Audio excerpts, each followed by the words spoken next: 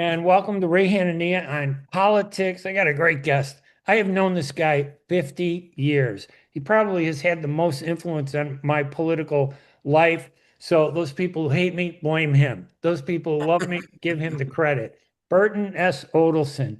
He's a prominent Illinois attorney who spent more than 5 decades specializing in municipal law, election law, school law, local government representation. This is the guy that I go to when I want to understand government and politics, and not just me, but a lot of people go there. And he's not just a local attorney. He has argued cases locally and nationally before the U.S. Supreme Court. He is the founding partner of the law firm of Odelson, Murphey, Frazier, and McGrath, based in Evergreen Park, Illinois, which he established in 1972, about 6 years before I first met you, Bert, when I got hired by the Southtown. And we did pretty well Yeah, for a we did. while until Bert, I don't know what happened with Bruce Sagan, but he got mad at you. And one day he called me and he said, I don't like this guy. Can you write a column beating him up? I go, yeah. And then he goes, hey, you work for the paper. I go, oh, crap. That was it. And you did, and I did write a column criticizing you, but I was yeah, I was soft. It wasn't really bad. that was pretty bad because half was fiction, so it was Fiction, half, that's not bad for it journalism, wasn't right? bad for you. No, Especially today. no, but my popularity with your old paper increased because after that I was chairman of the board at Moraine Valley at the time. And Yes. at that time, before all the internet, you used to sell papers on campus Yes. in the newspaper booths or whatever you call them, where you pick them up. Right, yeah. And I, of course, did the right thing and ordered them all off campus. And there's a couple columns on that too, Ray. Funny. That is funny. Now, I've written Yes, several columns about you. The majority of them have been good because honestly, over the years, Bert, you are one phenomenal lawyer. You're a oh, good guy. And the thank you. nice thing is, even though we have disagreed occasionally, it's never gotten really personal No, until Sagan pushed me to do that. But outside of that one case, yeah, no, it's outside of always that, been about issues, right? yeah. Issues and things of interest and what's to come next. So there's always been good give and take between you and I. From your perspective as a journalist, my perspective as an attorney representing politicians. Really good, a good combo. That I think maybe that's why we've mixed so well Yeah. all the years. The other thing is that we're well grounded. I was born and raised on the south side of Chicago. I never left. Right. I worked 15 minutes from where I was born. So, And you have a good reputation, Bert. I've never seen you stab anybody in the back. oh, I've never seen you berate anybody. You're going to fight your cases. You're sure. going to you're going to do everything you can, but people have a lot of respect for you because Well, I've thank you. always, out of all the lawyers that I have worked with, and in government and in politics, lawyers are very important. Because people know how to get elected to office. Sometimes they just don't know how to run the office. That's correct. And So, many people don't know how to get elected to office. There's another well, aspect. that's that too. And once they get in, they do need help They to do. try and stay in there and do the right thing. So, Correct. yeah, talk a little bit about yourself. Why'd you get into law? I was a young man thinking about going to law school when I got a job at the Democratic National Convention in 1968 in Chicago. Wow. Yeah, I Wow. really was interested in politics, and I thought, what better way? See if I can't get into the convention. I did, and I worked for American Girl Services, which was contracted out by ABC TV, and I was trained to add up votes on Wednesday night, on election night.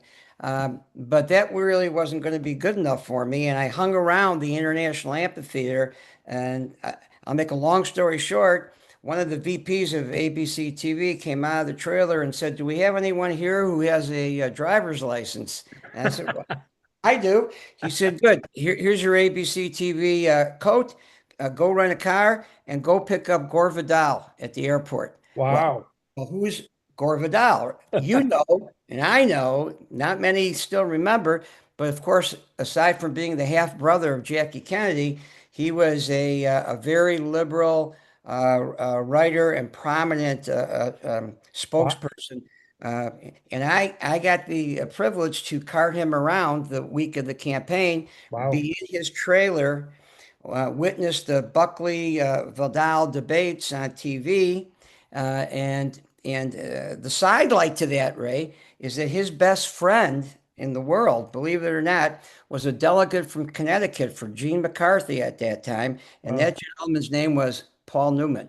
Wow. I got Phenomenal. I got to sit and have a couple beers with Paul Newman during the convention, which made me the hit of all the females at the convention who wanted to meet Paul Newman. There's a lot of stories connected to it, but I saw a lot of injustice on the streets in '68, and I was a young, aspiring to be maybe lawyer, and I thought for sure this is what I'm going to do.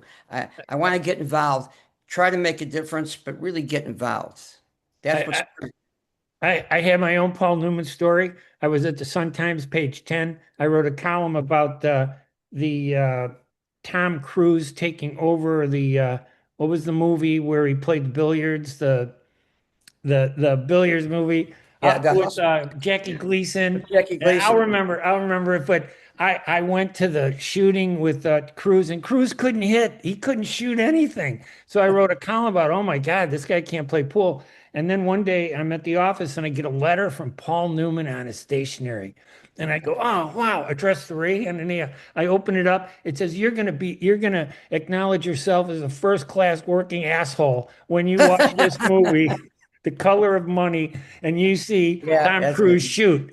I will Yeah, always go out of my way to mention your name every time I give a speech about journalism. And I'm running around the office. Paul Newman wrote me Newman a called me. letter. Don't And he's matter what going he to said. Just, mention me. He was, right. Paul Newman was like the top of Hollywood. He was just Yeah. phenomenal. Yes, same way when this is 1968, same way back then. He was the top and the Yes. Mr. Handsome, and every young girl Yeah, wanted to meet him. So and just a great actor too. So yes. you get in there, Yeah. and over the years, when I'm at the Southtown, I remember I always would turn to you for stories and interpretation of stories. But some of the prominent ones in your life, the 1982, Diane Masters. What is Yeah. it? What does that bring when you hear that name? What does that bring to your memory? Well, two things. I was vice chairman of the board at Moraine Valley, my first elected office. I think I was 29 years old.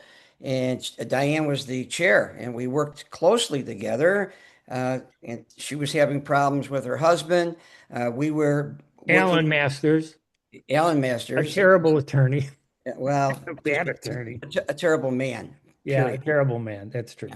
And long story short, she and Alan didn't see eye to eye anymore, and she was divorcing him, and he told her, "You'll never get our child," and he proved right on what he Yeah. said, and she disappeared in, I believe, 1980, early 82. And Yes. on December 11th, 1982, I remember it like it was yesterday. I was going out to dinner for my birthday, and the police chief in Willow Springs called me and said, it's about 8 o'clock at night, and said, I need you to come over here to identify a car and a body. And it was Diane Masters. I remember getting the same call, but 8 months before that, when she disappeared, I don't remember the exact date, but I remember getting a call from you going, hey, there's a story. Yeah. Diane Masters, a trustee, is missing. You Yeah. got to look into this. This is terrible. I remember the county sheriffs, Elrod's deputies would say, Ray, she flew out to Florida. And I'd Yeah. say, what did she take with her? Well, nothing. I go, okay, really? You Okay, believe? okay. Yeah, and the backstory to what you just said is Yep. one of his lieutenants, a Yep. lieutenant on the Cook County Police, was involved. Uh, Yes. he interviewed me after she disappeared to ask Yeah. me what I knew. And Yes. little did I know later on, he was involved with Masters and with the former police chief in Willow Springs. I called Alan Masters. I said, I want to interview you about your wife's disappearance. And he said, I'm not going to be tried in the media. Yeah. And I go, well, I put that quote in the paper, and the FBI called me about 2 days later and said, did he actually say this to you? I said, of course. I Yeah. put it in the paper. And And I knew they knew right away that he was guilty, and they opened an investigation into him over that. So you gave him a break. He wasn't tried in the media. He was tried in federal court. So Yes, he was. He there he was. goes. He was tried in And, federal and court, died and in it was prison. Yeah, and died in yeah, and it was just that was a terrible story. That was terrible, one of the sad terrible, ones, and terrible. it was just I think there was a party at um, the former he was a PR guy.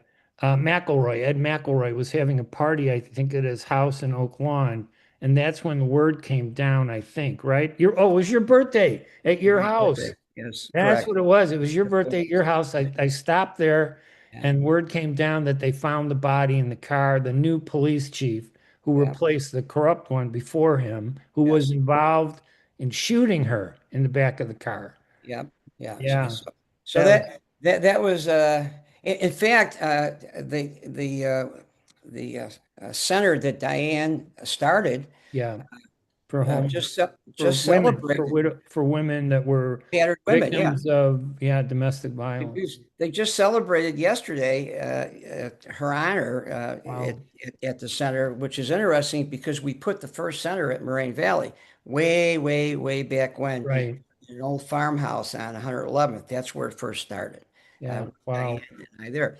So yeah, those were good memories and bad memories. Yeah. And when you tell people today about Diane Masters, today is a different world. A lot of people don't remember, Oh, but people with a long history in politics and especially in the Chicagoland suburban politics like you, we do remember. Then, of course, um, Harold Washington and Eugene Pincham, and then in yes, 1990, yes. Pincham decides to run for mayor, I think, right? No, no, president of the Cook County Board. President, oh, okay, right. Yeah, yeah. President, wants to run for president of the Cook County Board, and they threw him off. What happened with that? Yeah, the Democratic Party, of course, had their own slate. Pincham formed the Harold Washington Party and had his own slate. And of course, there was a petition challenge. I was not involved on either side. Luckily for me, because the county clerk, who was Stanley Cusper at the time, who I know you remember, Yeah, uh, I got called to represent the Cook County Electoral Board, the board that decided whether there were sufficient signatures to stay on the ballot. Our board, with our advice, decided to keep them on the ballot on a 2-to-1 decision. Ori Paczynski was on that board too. It was appealed to the circuit court. You'll like this, Ray. They got a judge out of retirement to come hear the case, reverse the electoral board, and take them off the ballot. Strange, huh? Isn't it it strange? does. It just I hear that today even about judges that you Yeah, think they retired and they call them back, and you just come have the back. sense that there's some Yeah, political reason for that. for that. So we appealed the case to the Illinois Supreme Court, who on a 4-to-3 decision, 4 Dems against 3 Republicans, agreed to keep them off the ballot. We Keep them immediately off. keep them off the ballot. Okay. And then we appealed directly to the United States Supreme Court. They entered an injunction requiring the name to be on the ballot, and then they ordered us to do briefs. Long story short, the first day of October in 1991, we argued before the United States Supreme Court, who reversed the Illinois Supreme Court. Wow. We won. You made the argument, right? Yes, myself and And you won because you made the argument. no, we won They were because look, smart bringing you on. no, And we it was won. right. It was right. No, it was right. It wasn't because of me. It was because it was right to do. Right. In that case, Norman versus Reed is quoted today, still today, in regards to ballot access. Now So that, yeah, I mean, Pincham ran, but he never won, right? Who did he? Do you remember who he ran against? Who the I think George Dunn. George Dunn? Yes, I like George Dunn. George Dunn was a good guy. George was a good Much guy. controversy though in his later years. Some His really later years. interesting controversy. Yeah, yeah. We don't have enough time in this No, we show. don't. No, we don't. And plus, this is an R. The worst we get is R-rated. We don't Oh get yeah, beyond that. no, no, no. Yeah, So so that was that's an wonderful. amazing thing to argue before the Supreme Court. Not every attorney has ever argued before the Supreme Court. Very Isn't few. there certain qualifications that you Yes. have to meet to Yeah. even You have, appear before the Supreme Court? It's not yeah. something everybody can do. No, you have to have a special license and you can't apply until you've been a lawyer for so many years and you have to have sponsors, a member of the trial bar in federal court. There is very, very few lawyers are blessed enough to argue before the court, let alone win. So that Right. was, And that's a big deal. I'll show you how long ago. It was Clarence Thomas's first day. Wow. It was Wow. the first Monday of October, and his first day. He didn't take part in the case because it was his first day, but he was on the court at the. And Scalia was a dissenter. It was a 7-1 decision that we won. Wow. Yeah, it was Wow. wow. Yeah, That is amazing. yeah, And then another big deal. So you not only were you a well-known and famous and successful political election, municipal, school lawyer, public service attorney in Cook County in the Midwest, but you were recognized nationally. Was that Supreme Court case, did that put you on the map, you think, nationally, or was because you got a number of years later, I think a decade later, you got in the Gore Bush hanging Chad case, which was a huge story, and yes, you were the one arguing yeah. on the side of, I think it was Bush, wasn't it? But it was Bush, and that was a funny story. Well, yeah, I got called by um, the Daily, who was the head of Department of Commerce at the Bill time, Bill Daley. Daly. Bill Daley. Bill Daly, right after the election, called. I wasn't in and left a message. I tried calling him back, and his email, his phone was filled. I couldn't get him. I tried to connect with somebody in the White House. Tipper Gore was the only line that I could leave a message on. So I left a message that I was returning Bill Daley's call. No one called me back. And literally a day later, uh, Bush's campaign manager from Austin, Texas, Don, I can't remember his last name. He ultimately became head of commerce too, which is pretty funny. He called me personally and said, "We want to hire you and bring you to Florida." Just So goes to show you that you need to answer your phone calls and that's your leave the phone. space. And Bill Daley's a good guy, Love but him. it's Yeah. Yeah. his big mistake because you Well, went on to represent Bush then, right? I did, and as luck would have it, in West Palm Beach and in Broward counties, those are the two counties where the recount was taking place, and that's where I was, and I did a brief in both counties about how to count and not count ballots with Chads because I was the expert from a case I argued in 1990 in Illinois, uh, Poland versus Mulligan. I represented Rosemary Mulligan at the time, and that set the law in Chads. So they were smart enough to bring down the guy who knew about Chads. Right. On the other side, Gore had a lot of lawyers there, corporate lawyers, But personal they had injury no lawyers. experience with it. No one knew nothing about election law. Wow. So That's that amazing. And yes, remind us, I mean, I know what a hanging Chad is. I remember the case. yeah. What was a hanging Chad? People used to do in a punch Punch. through the machine on a piece of Back in the paper. day, there was a paper ballot, and there were numbers on it, Right. and it was a ballot book, and you coordinate the number from the ballot book and punch that number, and then Yeah. feed it into a machine, and then the machine would pick up the light that came through the ballot. Sometimes, if you didn't punch all the way through, the piece of a paper you were supposed to punch out hung from Right. the hole. Ergo, the hanging Chad. But How, we had dimple Chads, we had pregnant Chads, we had all sorts of Chads, and it was a phenomenal. It was a great law in Florida because Florida was not as well advanced in Chads or in rules about how to recount it like we were in Illinois right, because right, we litigate in Illinois, right, we right, put people out the ballot.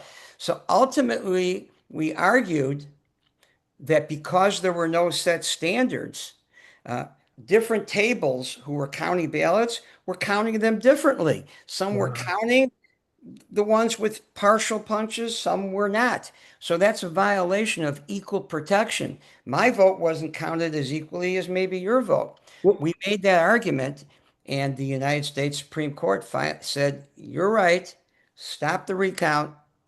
Bush wins by, I don't know if you remember this, I think it was 574 votes in the Amazing. whole state of Florida. Can you imagine Amazing. that? Yeah, And amazing. what was the bottom line on a hanging Chad? When was it a vote and when was it not a vote? Intent. If you could tell the voters' intent, because good argument. If the Chad wasn't punched totally out, but just indented, Right. well, was that someone that was a little feeble and couldn't punch through? Was that a problem with the machine? It's all about if you could tell the voters' intent.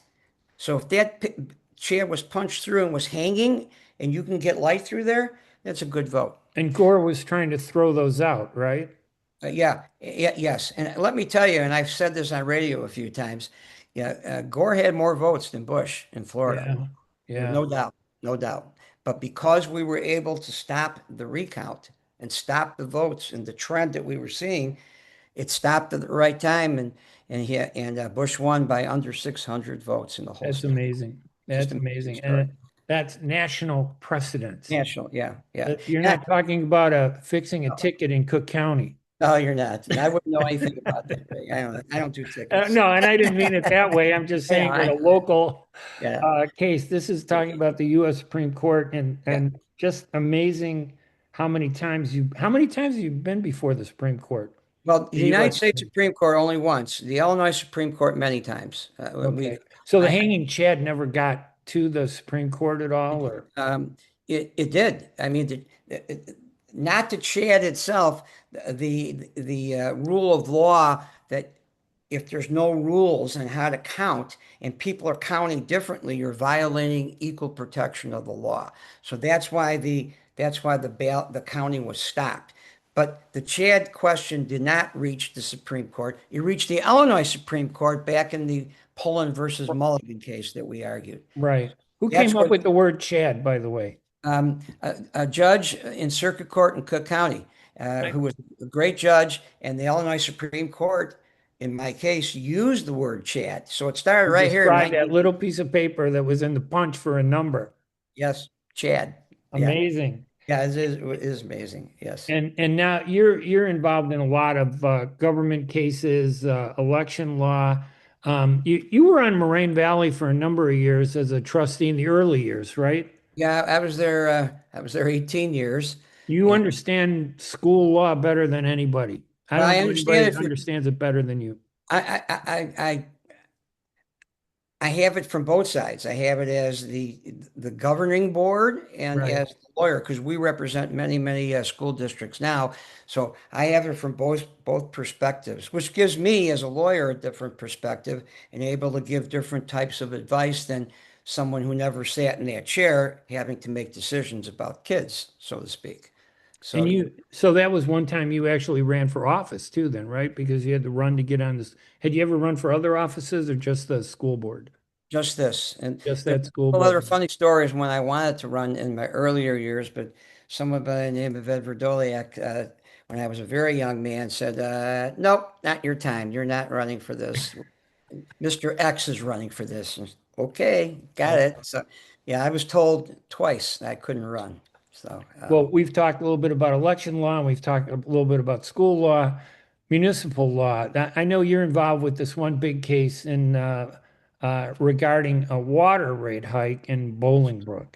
yes, And I think they have a hearing on July 14th in Bolingbrook at the community center. If you live in Bolingbrook, you should be there at this meeting where the ICC and a judge appointed by the ICC, I think, yes. is going to decide based on what he hears from the public. Here's what surprised, and tell us a little bit about it, and then I have some questions Yeah, about it yeah. 'cause it's So interesting. it's not just Bolingbrook. Bolingbrook and Homer Glen are the most egregious examples of water paying for water. It's a rate increase which applies to all the Illinois American water municipalities. Right. Bolingbrook and Homer Glen and any other municipality who has Illinois American water comes to the public hearing. It is in Bolingbrook, and we are hosting it. And it is a big deal, Ray. It's a big deal because I saw it 2 years ago when they went for a rate increase, which we were able to pare down a bit, but they still got a big increase. Now they're right back, uh, getting an increase again. We appealed the rate increase from 2 years ago. Ironically, my appellate court argument on the increase from 2 years ago is the morning of July 14th, Wow. uh, when we're doing the hearing on the second increase that night, because they're relentless on their increases. It has Yeah. nothing to do with the price of water. And I can go on about Yes. this, And but and people have to come on. you can compare Illinois American Water, how they provide water with other areas, companies that provide water, and they're like three, four times more expensive. It's amazing. I Compare don't get it. Compare Chicago to the price Yeah. of water in Bolingbrook, Homer Glen, Willowbrook, all the areas that they serve. And to make things worse, they just acquired Aqua, which was the second Right. largest company. So now Illinois American Water has basically a monopoly on providing service in Illinois. I have a lake house up in Boone County, and Aqua is a provider there. I'm only here like a couple weekends a month. My water bill is $120 a month. I don't use any water. I Yeah, go, what the heck? I get it. $120, and they're asking for a rate increase too, and they're going to probably get their rate increase, or they hope they will, and Illinois American Water is going to buy them up and They own they them. they have bought them. It's a done deal. It's a done deal. Ay, jeez. It's not completed yet, but it's a done deal. And in Bolingbrook, people are paying 150 to over 200 a month. And Wow. see, veterans, Wow. Social Security, That's just too seniors, much. That's it, just way too much. it's In ridiculous. Orland Park, with everything, I'm probably paying on an average about $120 a month for everything. Yeah, yeah, for And sewer, water, and so yes, yeah, yeah.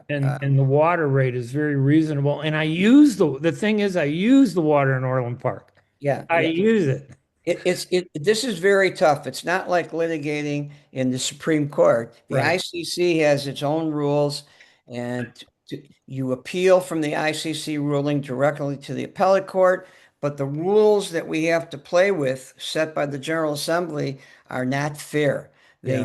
They favor the company, and they provide great hardship to the people because the people really are helpless, are Yeah. just helpless. And That, because water is essential, just like air. yes. Thank God we don't have to pay for air yet, unless you're putting it into your tires. But uh,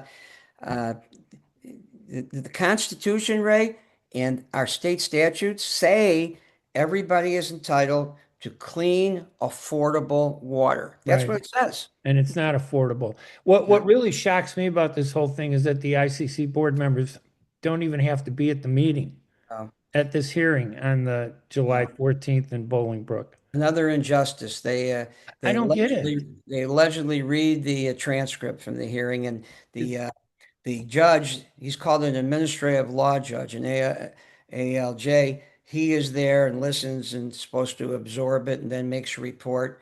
And then his report is analyzed by the Attorney General, by the ICC staff, others, and then they decide to give them their increase. I mean, it's horrific to Yeah. these poor people who can't afford it. And I hope you'll come to the hearing because you'll hear people Yeah. say we have to be careful how many times we flush our toilet. Right. Right. It, um, The worst thing, when you look at this, they've raised the water rate, I don't know, 5 times over the last 10 years. correct. And they're $1 billion profit company. Yeah. They profit over this. I have a theory, Bert, and I don't know if it's even legal, but I was going to write a column about it. All these utility companies, why are they allowed to be independent, separate businesses when they should be controlled by government? Eliminate the profit, put that in the state or the local municipality, take control of every utility and make government provide these utility services, which are essential to life: electricity, gas, water, You know, garbage. I agree with you full-heartedly, but I think once you write that article, the only ones that will agree with you are the socialists in the city Really? council, and because that's close to socialism or communism, Well, I where don't the want them to control businesses. I'm saying, hey, water is essential. is Why essential. is somebody making a profit over providing me water? Right, Let it come through the city and the municipality, and I'll right. pay the municipality. Yeah, Why pay the company that is over a company overseeing it? And then that's making $1 billion. They're making $1 billion. They yeah, could cut back the water rates and still profit 250 million. But that yeah. isn't enough. It's not enough. I get it, but I hope the ALJ gets it, and I hope we can convince the ICC that enough is enough. And we're going to try it. We're going to go right back to court if we are not successful. I just urge everyone that watches your show that is serviced by Illinois American Water and will experience another increase. Come to this public hearing, 7 o'clock, and you can talk Yeah. and air your grievances. Yeah, Sure. everybody should do that. Bert, Yes. anything else? I've known you 50 years. You're a great guy. We probably should have done this more often. Next time, Yeah. there's a big news story, I'll bring you in to talk about the news Sure. story. But I got to tell you, it was fun reminiscing with you about some of these big cases over the years. You've had a phenomenal career, Thank you. over the years. And when I started the introduction saying you were a great attorney, it's justified, but by some of these big cases that you've handled. These are not small local, cases, although those are important too. But you get to the Supreme Court, that is a huge, that's better than getting a magazine to say that, oh, you're a great attorney Yeah. because you bought an ad in the magazine. And you know what's better than that, Ray? What's better than that in my life is representing the minority communities that I Yes. represent, being able to do some good for them and to help them when no one else is helping them. Southsider, true and true. And my law practice has been built on representing municipalities and school districts and government. And the election law, fun, historic, etc. But the Yeah. real gist of our firm is to helping our school districts and helping our minority communities, and Public that's what I keep service doing. and school. Public service, and that's why I keep doing it because I just love it. And what's your website, Bert, just in case somebody wants to get some more information? www.ofmlaw.com. ofmlaw.com. All right. Burt Odelson, my guest, really, again, I've known this guy 50 years. In my career covering Chicagoland and suburban politics, the guy is probably the smartest attorney I've ever met. You're great and principled. Honestly, when we disagree, it's always about issues. It's never been about personality. I've never seen you go after somebody's family or you disagree with somebody. That kind of stuff is just low class. You've Yeah. always been at the high end of whether we agree or not, and it's just great to have you on the program. Well, thank you. Thanks for having me. Let's do this again, Ray. We got another 40 years or so to discuss, huh? That would be, listen, I just don't want to see another Diane Masters Neither do case. I. The rest of them, yeah, that would be fun, but that was a terrible one. That was really But tragic. it All was. All right, right. Thank you, Ray. all right, Bert Odelson, thank you so much, buddy. Okay. Thanks.